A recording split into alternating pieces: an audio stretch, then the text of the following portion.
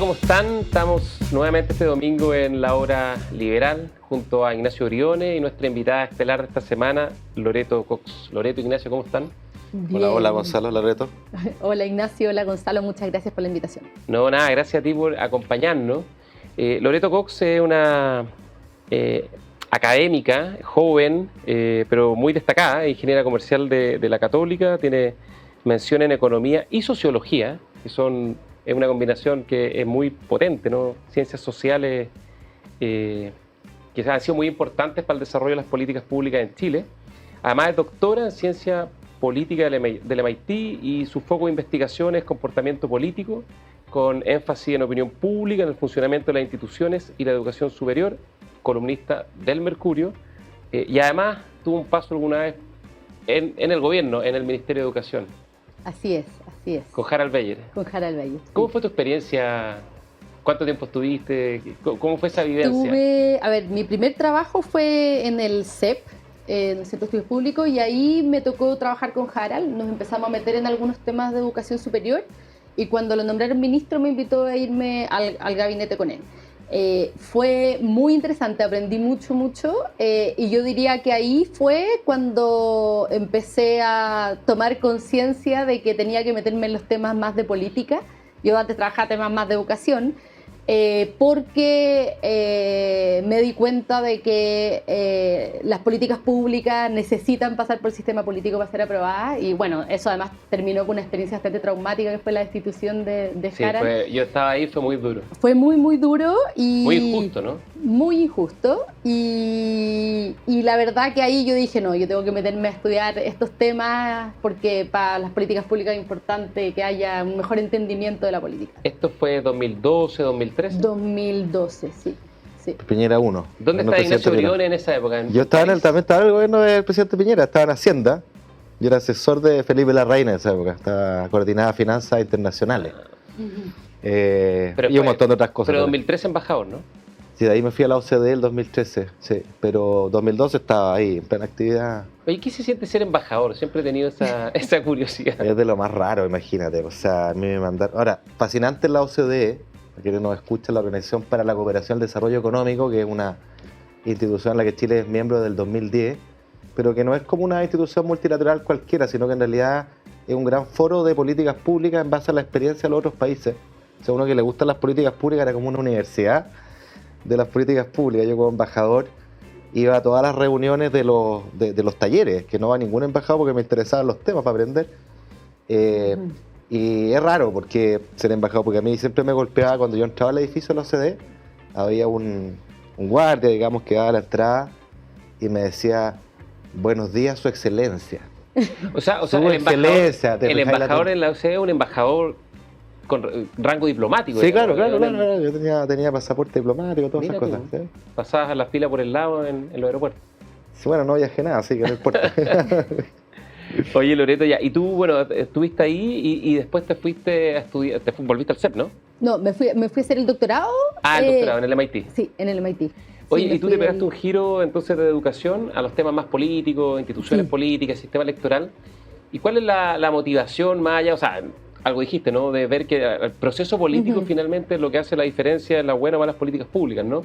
Pero más allá de eso, ¿cuál era un poco la razón de ser de profundizar además en un doctorado, en un tema además que es como tan, para la gente muchas veces que nos está escuchando, es como tan difícil de explicar su importancia, sobre todo con lo que ha pasado en Chile en los últimos años? Sí. Sí, de hecho es divertido porque cuando yo me empecé a meter en estos temas estaba mucho menos de moda que lo que está hoy día, como que la ciencia política y el como tratar de entender el comportamiento político de los ciudadanos era menos parte central del debate. Entonces yo creo que es sumamente importante tratar de entenderlo con datos, con métodos sofisticados, como que el análisis político en general es algo sobre lo que todos opinamos, todos tenemos visiones, pero también es algo que se puede estudiar con métodos científicos. Y yo creo que eso es algo que se está desarrollando cada vez más en Chile. Por ejemplo, en Estados Unidos está hiper desarrollado. Todo lo que se sabe sobre cómo las personas toman sus decisiones políticas es increíble. Y yo creo que en Chile es algo que ha venido creciendo en los últimos años, pero que no, todavía nos falta mucho para entender. Y creo que los últimos años, incluso antes del estallido, yo diría que desde el movimiento estudiantil, el 2011, cuando empezamos a cuestionarnos grandes cosas sobre dónde estamos como país y hacia dónde vamos, y como que dejamos de entender un poco por qué y hacia dónde íbamos, y yo creo que eso es mi motivación, como tratar de entender qué hay detrás de los cambios sociales que hemos vivido en Chile en los últimos años. Ya, pues entonces hagámosle la pregunta del millón. ¿Cómo entender los cambios? Porque da la impresión de que estamos hasta cierto punto sometidos a una especie de ley del péndulo, oscilación, o unos cambios que son bien incomprensibles, ¿no? Uno pensaría de Bachelet 1, un gobierno de centro-izquierda, relativamente moderado, ¿no? Que seguía la línea de la concertación, a Piñera 1, un gobierno centro-derecha, más abierto, una campaña que apostó por una renovación de la centro-derecha, Bachelet 2, que probablemente fue un gobierno que ya incorporó al Partido Comunista más a la izquierda, sí. Piñera 2, que es un gobierno que no sé si estuvo más a la derecha que Piñera 1, pero sí se generó, al menos al interior de los adherentes de la centro-derecha, una especie de movimiento hacia la derecha, ¿no? Y después viene el Frente Amplio y ahora probablemente puede ser el Partido Republicano. Entonces, eso parece como muy incoherente. Entonces, desde el estudio más sistemático de la política, ¿qué se puede tratar de entender o aproximar de estos vaivenes de la política chilena? Oye, hago una cápite, porque Loreto, para que nos escuchan, buena parte de su investigación la ha hecho tratando de entender cómo piensa la opinión pública, incluyendo los jóvenes. Tú decís todo que es con eso. Entonces esa es la clave para, como tú dijiste, ver cómo piensan aquellos decidores por los cuales la política pasa, porque una buena política pública, si no es aprobada, no existió. Y una pésima política pública, si es aprobada, sí existió, ¿no? Entonces, entender cómo la gente, los políticos, toman sus decisiones, a propósito de los retiros y otras cosas, es muy interesante. Sí, así es. Yo creo que, bueno, de cada uno de estos aspectos podríamos escribir libros, digamos, pero sí, a grandes rasgos, yo creo que hay dos cosas que son importantes para entender un poco la opinión pública de los últimos años en Chile. A ver, primero que Chile es un país que se modernizó muy rápido, ¿ya? Esto es algo que ha dicho 1000 veces Carlos Peña. Y eso va de la mano de un proceso de individualización muy grande, ¿ya? Son personas que cada vez son capaces de tomar sus propias decisiones en más ámbitos de su vida, desde lo material, cómo quiero vestirme, cuál es el tipo de vida que quiero llevar, pero también con muchos procesos simultáneos no sé, por la espiritualidad, la influencia de la iglesia ha caído muchísimo, y en la política muy fuertemente. O sea, si antes, cuando nosotros nos paramos en 1990, aproximadamente el 80% de la población se identificaba con un partido político. Y esto en el fondo era una institución que guiaba tu relación como ciudadano con la alta política, con lo que ocurre en el Congreso, con lo que hace el gobierno. Te decía un poco qué mirar, qué no mirar, qué te tiene que gustar, qué no.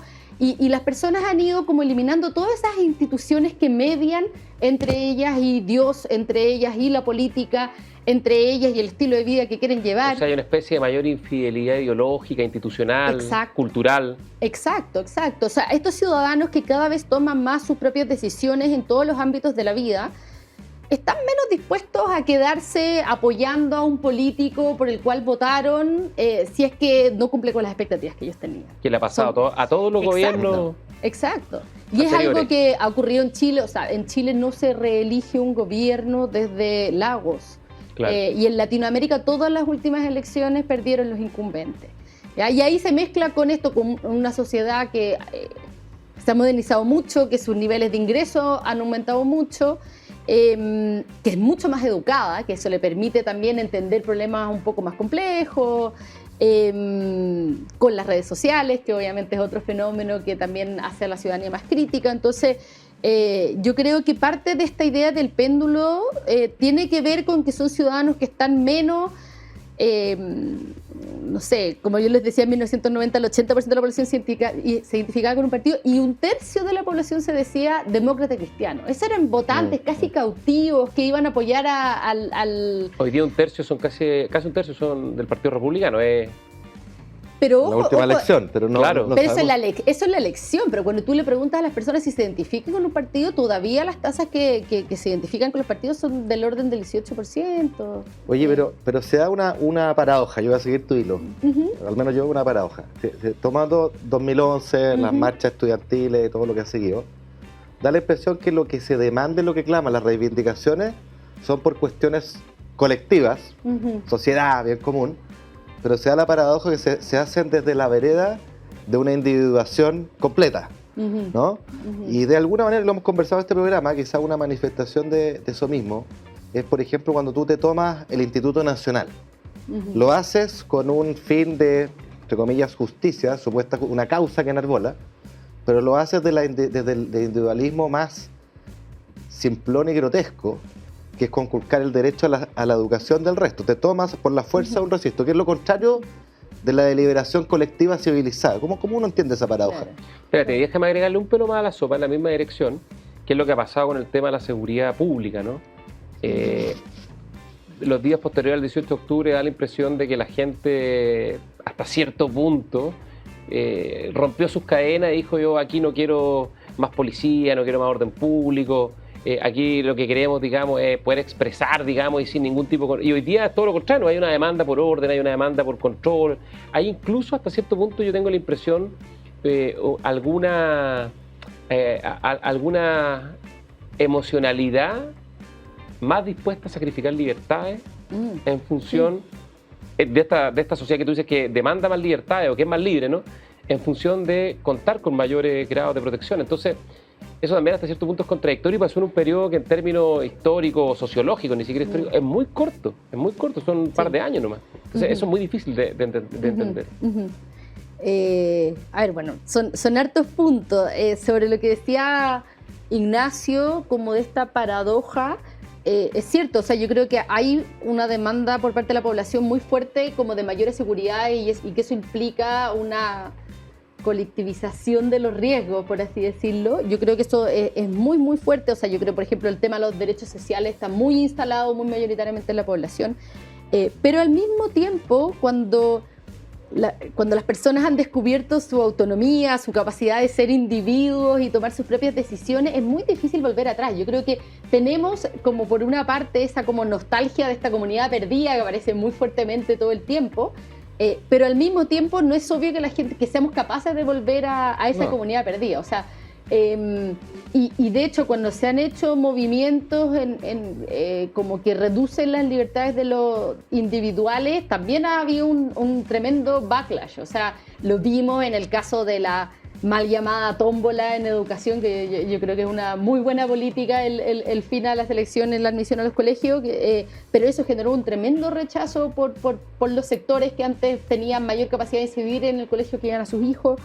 El movimiento Con Mi Plata No, que fue el que tuvo más incidencia en la participación ciudadana de la convención anterior. En la cotización individual de previsión de exacto, los 6 puntos. Exacto. Entonces yo creo que hay ahí como una contradicción y que es un poco la misma contradicción que tienen las personas en su vida, ¿cierto? Como que nosotros oscilamos entre este desamparo de este mundo moderno donde nosotros tenemos que relacionarnos directamente con la política, con la espiritualidad, qué sé yo, y al mismo tiempo eso también a veces nos hace sentir solos y yo creo que eso es parte de una contradicción inherente de lo que son los procesos de individualización en la sociedad y que es parte también se refleja en la Pero no es contradictorio política. Eso con lo que te decía recién con el tema de la seguridad, sí. Que en el fondo yo quiero tener cada vez más espacios de libertad, quiero tener cada vez menos controles, rompí mis cadenas, así como un Prometeo encadenado rompe su cadena. Claro. Pero la gente está dispuesta, no sé si a encadenarse a sí misma, pero sí a que haya más cadenas en términos de libertad, especialmente en el ámbito de la seguridad, por temor precisamente a esa pérdida de seguridad, ¿no? Sí, o sea, a ver, yo creo que el miedo es una de las como emociones que más moviliza a las personas y eso está muy claro desde Hobbes, que está esa disposición a sacrificar libertad para poner fin al miedo. Y yo creo que en los últimos años hemos tenido experiencias con la violencia que nos han hecho como avivar ese miedo que lo teníamos un poco seguro en las últimas décadas, y ahora apareció ese miedo y ante el miedo la población nunca ha sido liberal. O sea, esta modernización capitalista, digamos, Dixit Carlos Peña, básicamente está así sujeta o restringida a que las condiciones estructurales de ese progreso no se vean amenazadas. Claro. Pero ahora uno puede, o sea, esta población, yo creo, está dispuesta o sea, quiere más orden público, eso aparece muy claro, un cambio enorme en las encuestas, pero eso no quiere decir que, o sea, yo no sé si hacen un link entre que eso les signifique a ellos menos libertad en su vida diaria. Pero sabes que yo no veo tanto la contradicción, porque en realidad las libertades que uno valora mucho como liberales solo pueden cundir, garantizarse y florecer si tú tienes el piso de la seguridad resuelto. Esa es la razón básica por la cual se hace el pacto que da nacimiento al Estado. Porque en estado de naturaleza hay guerra de todos contra todos, o sea, no hay ninguna libertad que exista.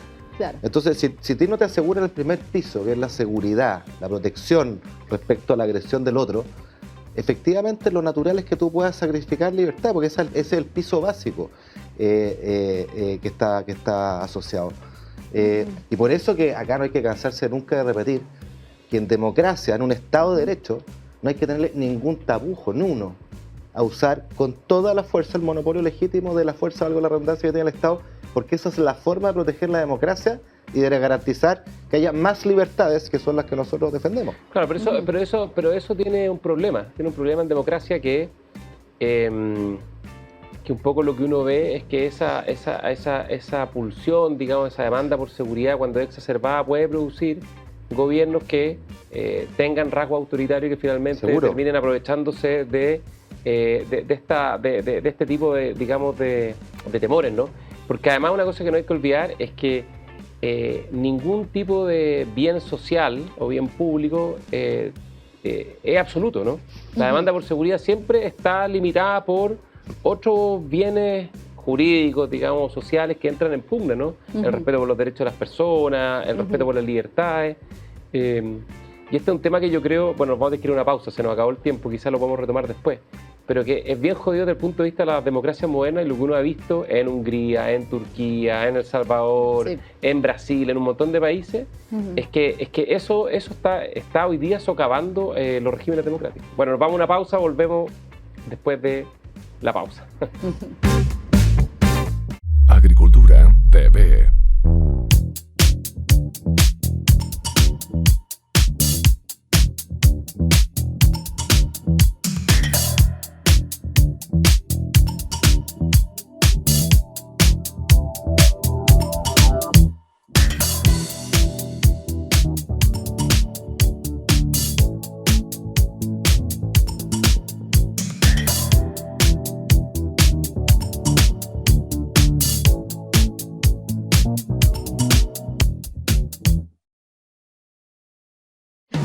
Ya estamos de vuelta en Agricultura TV, en Radio Agricultura, con Ignacio Briones y con nuestra invitada Loreto Cox, ingeniero comercial, doctora en ciencia política, investigadora de la Escuela de Gobierno y columnista del Mercurio.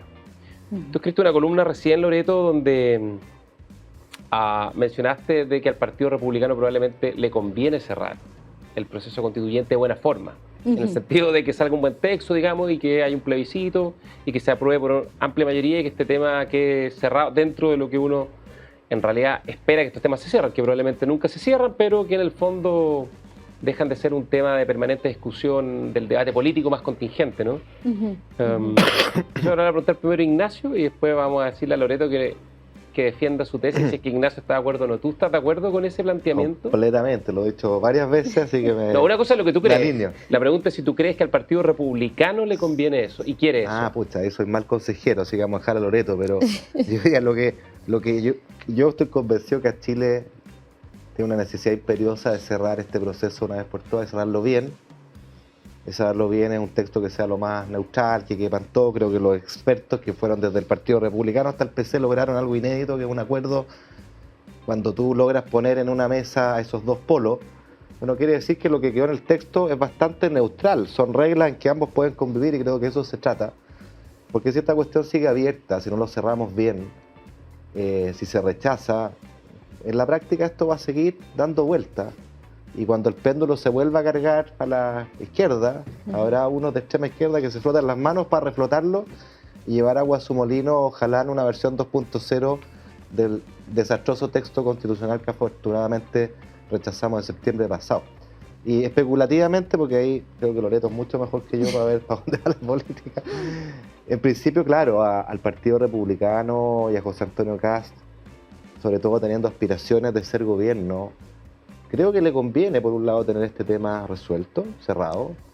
Le conviene, por otro lado, sacarse ese estigma que muchos quizás ven en el Partido Republicano como de un extremo, ¿no es cierto?, que no alcanza para gobernar y por lo tanto dar una visión más de un estadista que es capaz de, pese a tener visiones distintas, confluir en cuestiones donde caben más personas.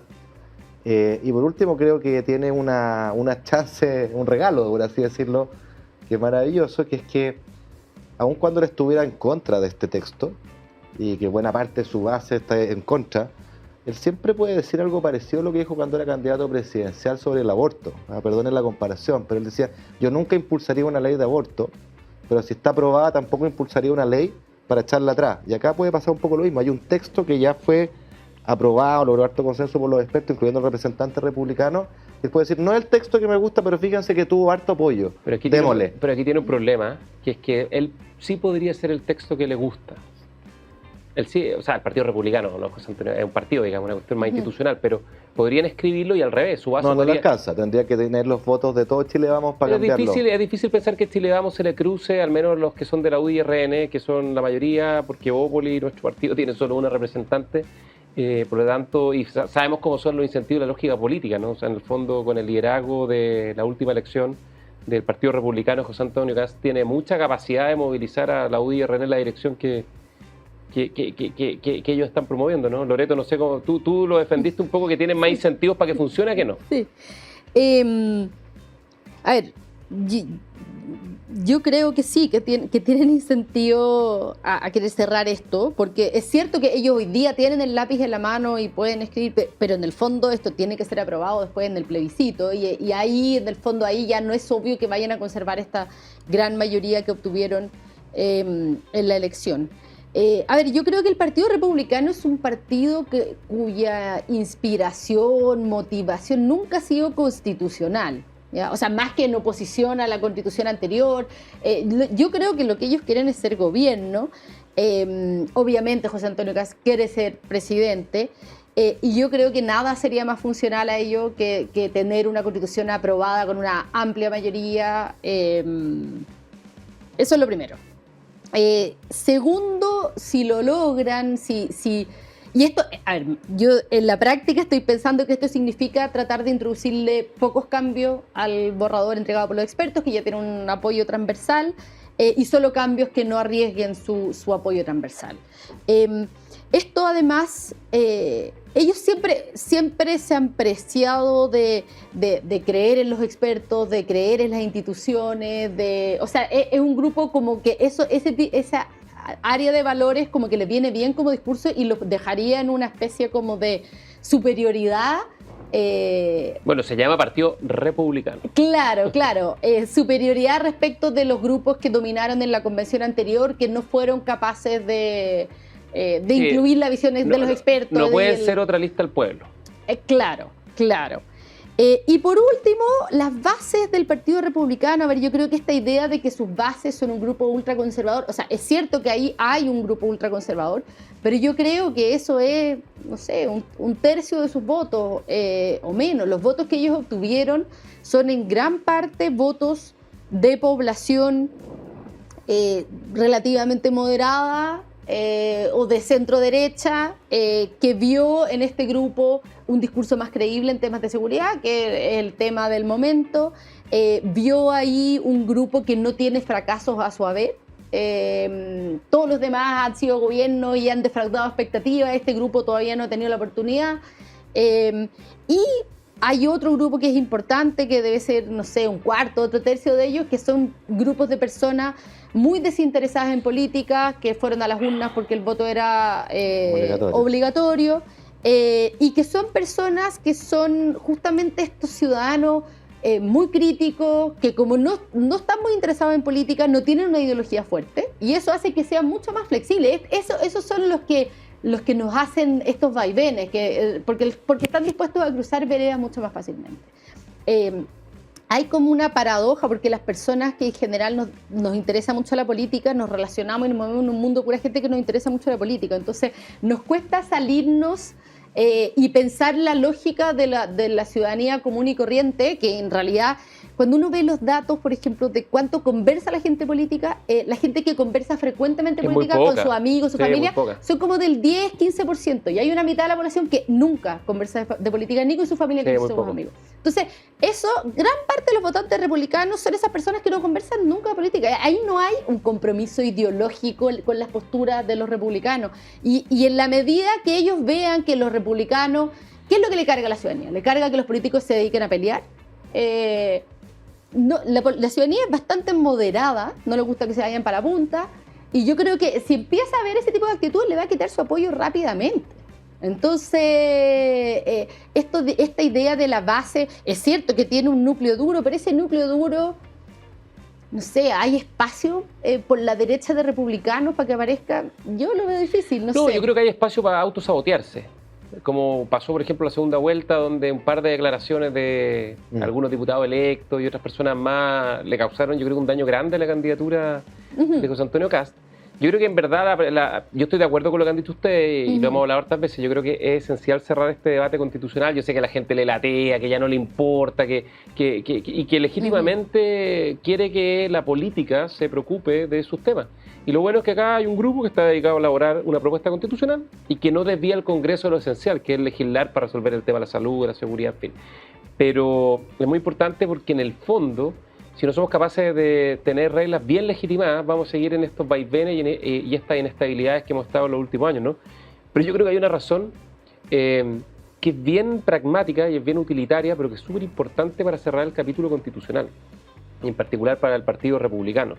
Porque el Partido Republicano le gusta la Constitución actual mucho más que el texto de los expertos, ¿no? Lo han dicho, lo dijo uno de sus líderes en la convención anterior, que es Martina Rau, ¿no? Que se le filtró un chat, digamos, y yo creo que el argumento bien de fondo es que la Constitución actual quedó bastante, que yo encuentro un buen texto, digamos, que uno podría corregir un par de cosas, pero un texto que Chile podría estar perfectamente mucho tiempo más, pero en fin, ya estamos en este proceso y con razones muy justificadas a mi juicio. Pero el texto actual se le rebajó el quórum de reforma 4/7. Es decir, cualquier mayoría circunstancial mínimamente mayor al 50+1, 4/7 en una Cámara de 155 son 89 diputados, eso ya lo tuvo, por ejemplo, Bachelet 2 en la Cámara, podría modificar a su pleno arbitrio el texto, con las reglas actuales de la Constitución vigente, y poner cualquier cosa, digamos. Y eso yo creo que no es bueno, porque la Constitución tiene que ser es la regla más fundamental y tiene que tener algún grado mayor de estabilidad. No todo tiene que estar en la Constitución. Por lo mismo. Claro. Pero hay cosas que tienen que estar permanentes y tienen que ser, si se van a cambiar, tienen que haber mayorías muy fuertes, porque si no, si cada mayoría circunstancial tiene la capacidad de modificar la Constitución a su arbitrio, y pasa como en El Salvador, que bajan de 60 y tanto a 40 parlamentarios. La Constitución pasa a ser una ley ordinaria nomás. Una ley ordinaria que cada mayoría modifique, perdón, pero el país se irá a la cresta rápido, digamos. Y eso como que no se le ha puesto mucha atención, porque ese cambio, los quórums de reforma de la Constitución eran 2/3 y 3/5, y habían quizás demasiadas cosas en la Constitución, se bajó 4/7, y fue un acuerdo que se tomó para comprometer un cambio constitucional cuando estábamos en el plebiscito anterior, y los que estábamos, y las fuerzas que estaban por el rechazo, dijeron bajémoslo 4/7 para hacer creíble esta promesa de que va a haber un cambio constitucional. Pero eso que fue bueno en su momento, hoy día a mi juicio es una fragilidad del texto vigente, y ese es un tema que no se le ha puesto mucha atención, y yo creo que hay que tomárselo muy en serio. No sé qué opinan. No, es un gran punto. O sea, yo concuerdo con lo que aquí han dicho, que al Partido Republicano, si aspira a ser gobierno, le convendría tener esta historia oleada sacramentada, porque además uno te permite decirle a la ciudadanía, y yo creo que es muy, muy intuitivo lo que le pasa a la ciudadanía, que está chata, ya no quiere saber más con esta cuestión, ya, cerramos esto y ahora de verdad vamos con los temas de fondo, de pensiones que no hemos sido capaces de aprobar. Claro. Y no solo lo cerramos, sino que todos trataron de hacerlo, nadie pudo, hasta que lo hice yo. Tal cual, y next. Sí. Pero además la alianza Boric-Cast. Sí, pero además hay otra cosa que hemos hablado acá, y yo no sé si te estoy sacando de la pauta, pero está bien desordenarse un poco. Hay una cuestión que hemos hablado acá, Loreto, que es un activo también de este texto, si se sigue tu tesis de que se aprueba más o menos lo que los expertos plantearon, que es los cambios que se le hacen al sistema electoral / político, ¿no? Que de nuevo puede ser un interés bien alineado para alguien que aspira a ser gobierno, porque las firmes que hoy día, lo hemos dicho muchas veces, nosotros como ministro nos tocó, es imposible lograr grandes acuerdos en el Congreso, y sin grandes acuerdos no hay grandes reformas, por eso que no hemos hecho ni grandes reformas en lo económico ni en lo social en los últimos 10 años al menos. Entonces, para alguien que aspira a ser gobierno, él quisiera tener la posibilidad de su programa de gobierno, desplegarlo, hacer las reformas que están ahí contenidas, y quisieras tener reglas del juego más afines a la colaboración, a los acuerdos, y no simplemente que porque eres de acá o eres de allá, te niego la sal y el agua, y estos políticos que la ciudadanía solo ve peleando, pero el país sin avanzar. Entonces, ¿cómo ves tú esa parte del sistema político, el sistema electoral, el acuerdo que llegaron los expertos y los incentivos de los republicanos a colgarse de eso también? A ver, yo estoy totalmente de acuerdo. Yo creo que el meollo de los problemas de Chile tiene que ver con el sistema político, la incapacidad que estamos teniendo para resolver el problema. El caso de las pensiones es como clarísimo, llevamos tanto tiempo con el problema identificado, tantas propuestas y todavía no salimos de ahí. Y sin duda tenemos, bueno, y el borrador se hace cargo de eso. Necesitamos un modelo que favorezca mejor la coordinación entre el Ejecutivo y el Congreso. Y por otra parte, el problema de la fragmentación excesiva en el Congreso, que es muy difícil negociar con 20 cabezas, que además dentro de cada cabeza hay facciones. Súper díscolo, de indisciplina, digamos. Exacto, discolaje, indisciplina. Nosotros necesitamos volver al mundo donde las conversaciones de cómo vamos a arreglar los problemas son entre 6 grupos y que detrás de eso están cuadrados. Oye, les propongo lo siguiente, que nos vamos a tener que ir a una pausa, que retomemos este tema porque además es tu expertise, digamos, lo que tú más has estudiado. Hay varios cambios en las reglas, ¿no? Se puso un umbral del 5%, la elección de los parlamentarios ahora se va a hacer, de acuerdo al texto de los expertos, en la segunda vuelta presidencial, como en Francia. Eso tiene pro y contra, digamos. Entonces les propongo que lo retomemos la vuelta, y antes de irnos, Loreto, nosotros tenemos acá una tradición que se llama El Recomendado, que le pedimos a nuestros invitados y a nuestras invitadas que nos recomienden algún libro, alguna serie, un video de YouTube, un podcast o algo, para que la gente que nos está escuchando, que nos está viendo, tenga ahí una buena recomendación de algo que ver o que leer. Perfecto. Voy a recomendar una serie que está en HBO, que se llama Somebody Somewhere. Alguien en alguna parte, no sé cuál es la traducción, y que es dirigida como por un grupo de personas, pero entre ellos los hermanos Duplass, que son unos directores gringos que a mí me encantan. Son como, tienen una cosa muy como fácil de ver, muy liviano, pero al mismo tiempo muy profundo, así que es perfecto para un día que uno está cansado y quiera ver algo como fácil y alegre, pero que al mismo tiempo tenga una profundidad. Y son capítulos cortitos de 25 minutos. Eso es lo mejor, esa serie. Sí, capítulo corto. Capítulo corto, buena música, buenas escenas lindas, y trata sobre un grupo de personas solitarias, raras, freaks, en un pueblo perdido en Kansas. Ellos tienen mucho talento para mostrar, para destacar como esas personas que son distintas. Y creo que vale la pena. Tiene algunos capítulos que no son tan buenos, especialmente cuando no las dirigen los Duplass, pero creo que es una serie buena. Esto es HBO sí. Max, Somebody Somewhere. Ignacio, ¿tú alguna recomendación? No, un documental súper bueno que vi hace poquito en Netflix, que se llama The Lost Leonardo, el Leonardo perdido. Que este cuadro, no sé si se acuerdan ustedes, que apareció hace como 15 años atrás, que alguien compró en una subasta $1.000 y resultó ser un Leonardo que estaba perdido, que es el Salvatore Mundi, que es una persona con los dedos. Sí. Y entonces es muy interesante el documental, porque tiene 3 partes, brevemente. Una que es este descubrimiento de una pueblo perdido de Estados Unidos sale este cuadro, lo empiezan a restaurar, se dan cuenta que es un Leonardo, quienes lo compraron están felices, porque son dueños de un Leonardo y eso es mucha plata. Segundo capítulo es el dinero detrás de Leonardo y cómo se empieza a correr la voz y las galerías y los negociantes de arte, ni lo compra un oligarca ruso y la plata aparece. No voy a hacer spoiler, pero ellos lo venden en casi 90 millones de dólares, termina vendiéndose finalmente en una subasta en 400 millones de dólares. Y el tercer momento es el momento político, cómo este cuadro juega un rol político. Va al Lugo, el dueño era un príncipe heredero de Arabia Saudita. O sea, tiene todas las aristas, lo que parte como un cuadro termina siendo un thriller. ¿Está en Netflix? Sí, es muy buena. ¿De los? El Leonardo perdido, de los Leonardo. De los Leonardo. Oye, bueno, probablemente cuando nos estén escuchando se esté jugando la final de Roland Garros, ha estado espectacular, así que yo he visto harto el torneo, me encanta el tenis y la final Djokovic-Casper Ruud, espectacular. Y lo otro, una cosa que quería recomendarse a varios programas, siempre, a mí me encanta la literatura y la narrativa, ¿no? Cuento, novela. Y siempre quizás más por ignorancia, pero siempre como que no sé, yo por lo menos no había leído tanto a los narradores chilenos, o lo que había leído no me había gustado tanto, salvo Bolaño, que es de otro planeta, ¿no? Y bueno, hace poco murió Jorge Edwards, y dije, me voy a poner al día, algo había leído, ¿no? Me había leído la primera parte de su autobiografía, también Persona non grata.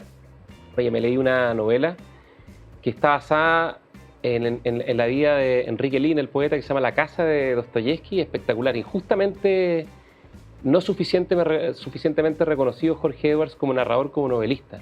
Me encantó, lo encontré extraordinario, La casa de Dostoyevsky, lo más entretenido, la vida de los poetas, la bohemia. Además, esta cosa también de la figura del literato que nunca fue, como dice en la segunda parte de su memoria, esclavo de la consigna.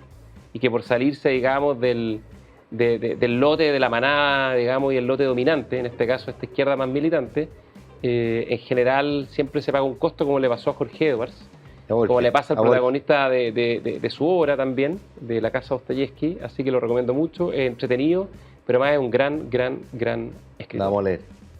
Ya, nos vamos a una pausa. Agricultura TV.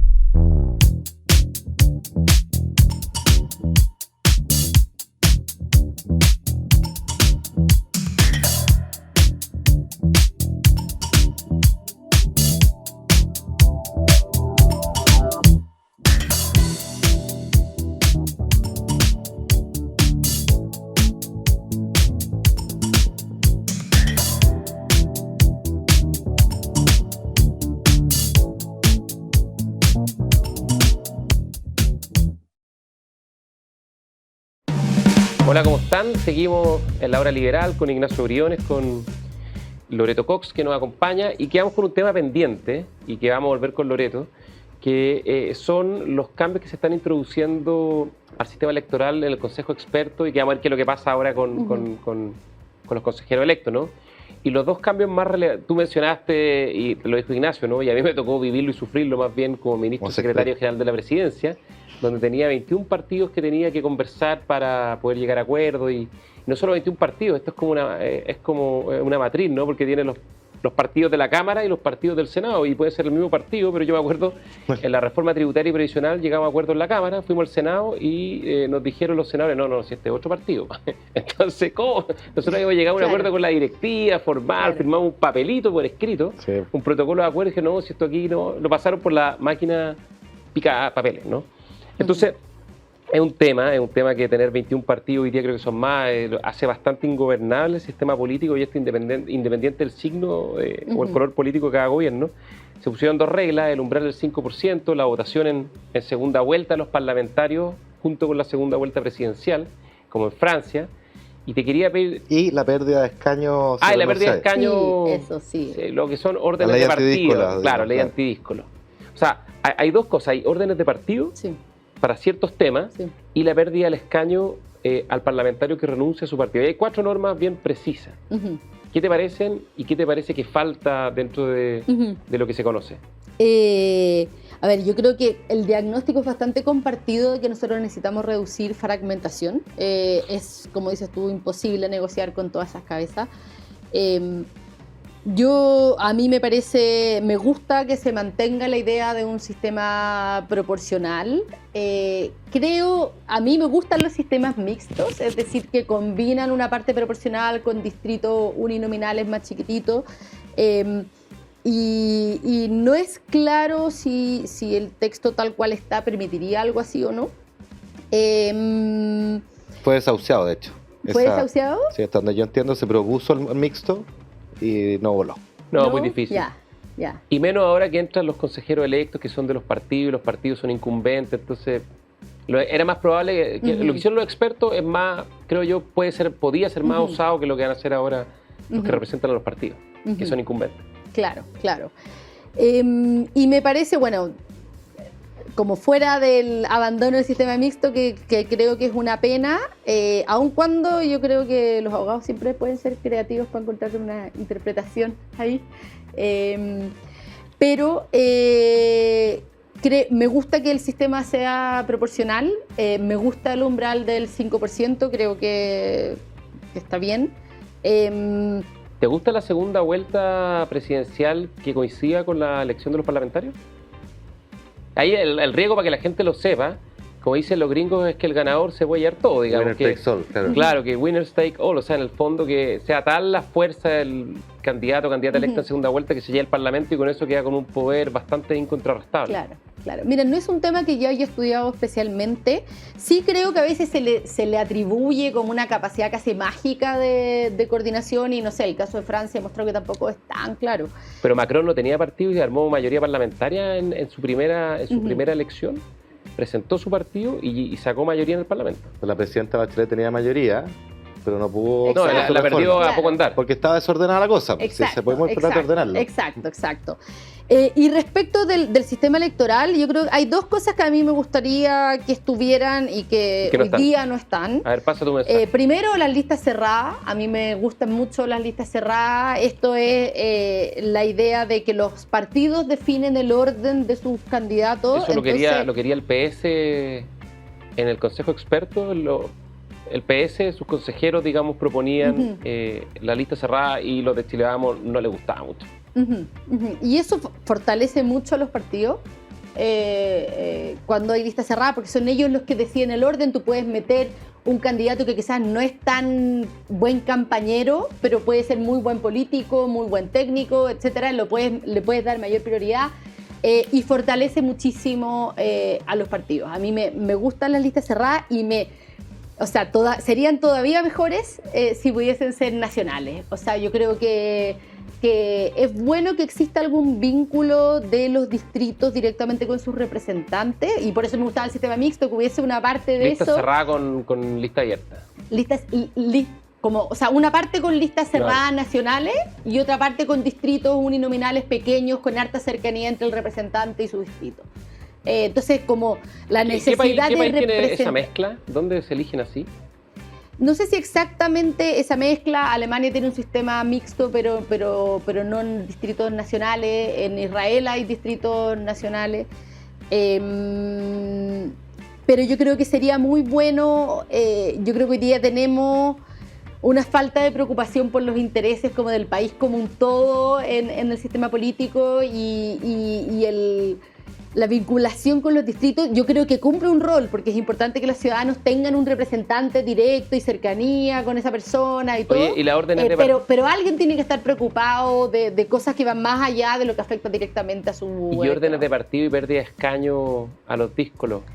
¿Les gustan? Claro, porque la pérdida de escaños es como un sustituto de lo que genera la lista cerrada, digamos. Es como el anverso. Para traducir al reverso. Claro. En la lista cerrada, cuando el partido elige quién va primero en la lista, pues va a poner primero en la lista el que se portó bien, no el que se portó mal, ¿no es cierto? Entonces es un mecanismo de disciplina. Exacto. Y haciendo la analogía es como lo que pasaba en el sistema binominal. El díscolo no lo ponía en la papeleta, tenía que correr como independiente, y como independiente la verdad que ni don Francisco salía electo, porque el binominal era muy fuerte para que saliera uno de cada lado. Entonces lo obligaba a ser muy disciplinado. ¿Pero te gustan esas normas, Ignacio? A mí me parece que... Suenan poco liberales, ¿no? Suenan media talibán, pero entiendo el sentido. Quizá hay una fórmula entre medio mejor, pero yo sí estimo que es fundamental disciplinar y ordenar, porque tú no sacas nada reduciendo la fragmentación y tener menos partidos, Si al interior de cada partido vas a tener puras individualidades que hacen lo que quieran. Perú tiene 8 partidos y es un desastre completo. Entonces, tienen que ir las dos de la mano. Lo que no puede ocurrir es que hoy día tú tengas 21 para negociar, que es imposible, pero tampoco puede ocurrir que si llegas a un acuerdo con el partido, a la mañana siguiente tienes al diputado o la diputada de turno en el matinal de turno, desconociendo el acuerdo, disfrazado de, no sé, qué, cocinero, de sheriff, ya hemos visto hartos disfraces. Claro, legislando al ritmo de Twitter. Entonces, no sé si será la mejor, pero me parece que va en la dirección correcta. Puede sonar ruda, ¿ah? Pero creo que cumple el objetivo de ordenar. Y con un debido proceso, no es que tú Obvio. expulses a un parlamentario porque a la directiva del presidente se le dio la gana. Yo le voy a contar una anécdota, no sé si es divertida o es trágica, pero me acuerdo que estábamos votando un proyecto de ley en el Congreso, yo era ministro secretario general de la presidencia, en Chile Vamos teníamos 3 partidos, 2 grandes y uno chico, todos saben cuáles son, para no entrar en detalle, y de los 2 partidos grandes, para no entrar tampoco en detalle, una bancada siempre muy ordenada, muy disciplinada, la gente podrá pensar quién es, y otra muy díscola. Entonces me acuerdo, yo como cuando estaba ministro de la SEC3 tenía la norma, la costumbre que nos juntábamos los lunes en mi oficina con los jefes de bancada, discutíamos la estrategia, las posturas, nos poníamos de acuerdo y dijimos ya, este es el acuerdo, hay o no hay acuerdo, estamos de acuerdo. Y entregamos unas minutas con cómo se iban a votar los proyectos de ley. Y se votó un proyecto de ley y la mitad de esa bancada disco la votó para cualquier lado. Entonces yo fui a hablar, le di la gracia al jefe de la bancada disciplina y fui a hablar con el jefe de bancada de la bancada disco y le dije, oye, pero ¿qué pasó? Porque tu bancada... Y él mismo me levantaba el hombro y me decía, chuta, no sé, así son las cosas acá. Es una cuestión que es dramática, o sea, como que él me reclamó por sus diputados cuando él tenía que ordenarlo. Entonces, para que la gente lo entienda, esto que parece como tan de la política, tan ajeno a su realidad, es una cuestión que hace muy difícil el funcionar. O sea, si hoy día no tenemos una reforma previsional, si hoy día no tenemos reforma de seguridad, si no tenemos reforma de salud, es porque en verdad el Congreso en Chile, hay que decirlo, y esto no quiero jugar intenciones, pero se ha vuelto ingobernable. Y además cuando tú no tienes un partido sólido, fuerte, que yo creo que es algo que tenemos que forzar a través de este tipo de regulaciones, los políticos son mucho más tentados con el corto plazo, la preferencia por el presente de las personas. Entonces, sí, o sea, por su reelección, hay que decirlo. Y en por español. una ganancia de corto plazo, sí. Mientras que si tú tienes un partido, una institución, hay una institucionalidad, pueden tener, o sea, uno querría que los partidos detrás tengan expertos que apoyen, que haya, ojalá, centros de investigación. Pero no esta cosa como que son como una... Oye, mira, yo lo puras hago, individualidades. Ignacio, a ver qué opinas tú. Esta semana se rechazó el 6º retiro.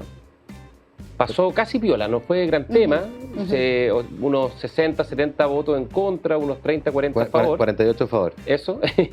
y no fue tema, y en fin, y se rechazó.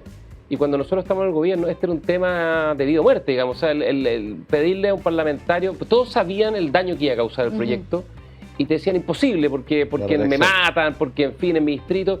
Un diputado se llegó a desmayar, un diputado del oficialismo de esa época se llegó a desmayar por la presión que sentía, porque le pedían votar en contra, y él entendía que había que votar en contra, pero la presión para votar a favor era y se desmayó en la cara. No pasó nada, uno se rió un poco, pero en ese momento fue bien dramática, ¿no? Entonces, ¿cómo se explica que lo que antes era de vida o muerte, que era imposible, que era una cuestión que era costosísima en términos políticos, hoy día pasa sin pena ni gloria? Bueno, yo creo que hay aprendizaje, no por nada se llama el sexto, y creo que hay mucha más conciencia de los efectos tremendamente negativos que esto creó, no solo en términos económicos, de inflación, del ajuste que es necesario hacer y que le llega a las personas. Ya estamos pagando la fiesta del populismo de ayer, pero también en términos del desorden político, porque esto es una prueba del desorden, o sea, de que cada uno hace lo que quiere, no hay ningún sentido bien común, simplemente se toman las decisiones por infligirle una derrota al otro. Acá no hay que olvidar que de los 4 retiros que fueron aprobados en la Cámara, digo, porque 3 se aprobaron en la Cámara y en el Senado, y hubo 3 retiros. De esos 4, prácticamente el 100% de la oposición de ese entonces, incluyendo quienes hoy día nos gobiernan, apoyaron eso. La excepción fue Pepe Out. O sea, fue sistemático, y en el 4º se cayó en el Senado por la valentía de la senadora Goich. No nos olvidemos de eso. Entonces, yo creo que te asunta bien esta tentación de corto plazo en la política de que tu derrota, a cualquier costo, es mi victoria. Pero en eso estamos en un juego suma cero donde el país no avanza, y eso es terrible. Ahora yo encuentro que es peor, es más grave que la votación de la oposición de esa época a favor de los retiros, la votación a favor de quienes eran parlamentarios de gobierno, no oficialistas. porque votaron contra su gobierno, le causaron un daño al gobierno, pero le causaron además un daño grande a los chilenos, sabiendo lo que estaban haciendo. Y yo creo que ese es solo uno de los tantos ejemplos en el último tiempo de que en el fondo hoy día, si no ponemos incentivos para que la política funcione con un mínimo de coherencia, con un mínimo de sentido más colectivo, el país va a seguir de tumbo en tumbo, vamos a seguir con el péndulo y vamos a seguir... Oye, si una analogía para un poquito de historia, uno podrá tener la opinión que quiera sobre el sistema binominal y que no nos escuchan se acordarán. Pero el sistema binominal tenía una gran virtud, que generaba por diseño que hubiera pocos actores, de hecho, binominal, 2 grandes bloques, que son los que tenían que negociar recurrentemente, y al interior de cada bloque había mucho orden, mucha disciplina, porque si te eras díscolo y te sacaban de la papeleta y corrías solo, no salías electo. Y no es casualidad que en ese periodo las grandes transformaciones que hubo... Los grandes acuerdos se hicieron en sí, ese pues el periodo de los grandes acuerdos. Entonces, no lo estoy abogando porque volvamos al binominal, pero hay que tener incentivos que apunten a esos mismos objetivos de menos fragmentación, más coordinación, más disciplina interna, porque si no, olvidémonos de las reformas que Chile necesita y estamos estancados hace 10 años, esa es la verdad. Económicamente estamos en la trampa de los países de ingresos medios hace 10 años. Oye, tenemos y hay otra cosa que yo creo que fue importante el tema de los retiros, que es que en Chile vivimos un proceso de desprestigio enorme de los técnicos. Yo creo que en parte con razones, yo sí creo que hubo mucha como técnica que estaba mezclada con intereses, que se hacía pasar por política y en realidad, o sea, por técnica y en realidad era decisiones ideológicas. Y yo creo que afortunadamente, y ahora por cosas raras de la vida, porque ahora tenemos como incluso a los grupos más duros defendiendo al Consejo Experto. Sí. Todo se da vuelta, todo vuelve. Todo vuelve. Oye, sí. Se nos pilló el tiempo, estuvo súper entretenida, estuvo muy interesante la conversación, así que te vamos a dejar invitada a Loreto para más adelante. Y nos queda un minuto, y siempre tenemos al final del programa el minuto de confianza. Y como nos queda uno, el minuto de confianza es tuyo para que te explayes sobre lo que quieras, en cualquier tema, en cualquier materia. Ya. A ver, yo quiero hablar de la acusación constitucional contra el ministro de Educación. Yo creo que efectivamente estamos en una crisis educacional gravísima a la que se le vino a tomar el peso, si es que se le tomó muy, muy tarde. Creo que efectivamente hay un problema de prioridades en el ministerio, creo que han habido errores súper importantes, pero creo que todas esas cosas son cosas que son parte de una crítica política y las acusaciones constitucionales yo creo que debieran ser solo cuando hay realmente una falta personal y no una crítica política como en este caso.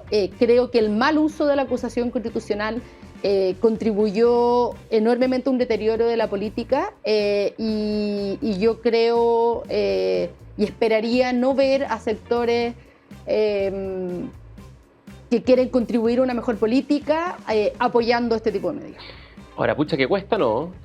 La política tiene esa cosa también de sangre emocional, pero sí, pero efecto bola de nieve, la tuya y 2 más, sí. Las 2 tuyas, 4 más, y así... Hay que parar en algún momento no y puede ser un mal ministro, yo creo que un mal ministro, pero creo que las acusaciones constitucionales mal usadas causan más daño que destituir un mal ministro sin razones, digamos, fundadas en la Constitución. Y es lo que tú dices, la crítica política es crítica política y lo otro solo daña la institucionalidad. Así es. Ya, pues nos quedamos sin tiempo. Pasa muy rápido este programa. Gracias, Ignacio, Loreto, nos vemos. Sí. Chao, hasta la próxima semana. Chao. Chao.